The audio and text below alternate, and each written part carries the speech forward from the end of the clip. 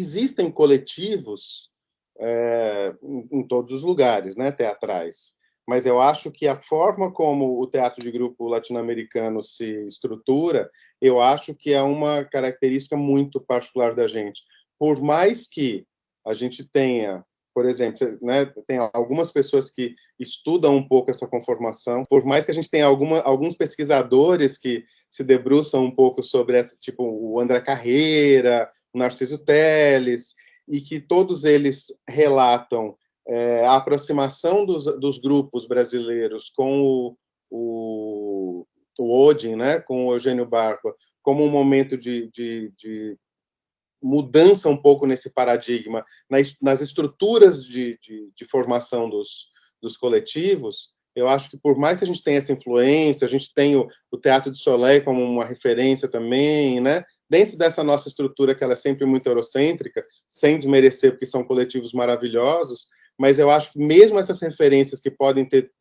gerado toda essa transformação, tem uma conformação muito distinta da nossa. E aí eu acho que parte um pouco desse contexto onde os grupos começam a surgir, que é um contexto basicamente das ditaduras em todo o continente, né, na década de 70, década de 60, década de 70 até 80, eu acho que isso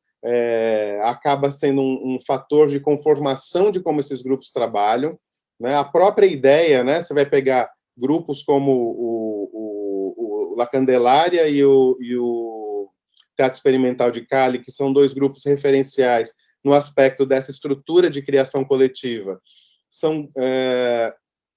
Eu acho que, em geral, a forma de coletivizar nossos processos na América Latina passa um pouco, num primeiro momento, como uma resposta política, porque se lá fora as relações não são essas, as relações são verticais, as relações são de opressão, aqui dentro a gente tem que horizontalizar tudo,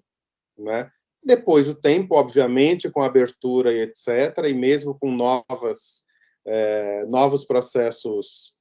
ditatoriais e, né, momentos como a gente está vivendo hoje no Brasil e tal, eu acho que aí a gente começa a ver ajustes nisso, mas eu acho que essa raiz de onde surge, e é um pouco nesse lugar que a gente, nos clowns, a gente se filia, né? A gente surge desse momento. A gente surge, eu estava falando desse encontro do Barba com uma série de grupos